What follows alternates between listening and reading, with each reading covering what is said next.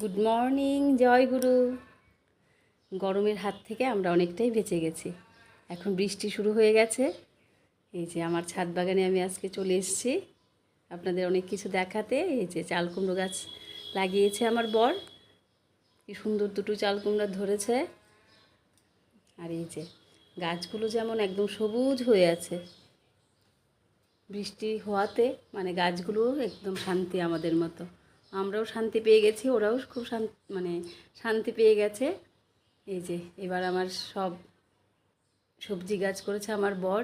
আমি এবার কিছুই করতে পারিনি। আজকে অনেক দিন পরে ছাদে এসেছি, আপনাদের একটু দেখাচ্ছি ছাদটা ঘুরে ঘুরে। এই যে আমার কাঁঠালি চাপা গাছে কাঁঠালি ফুল ধরেছে,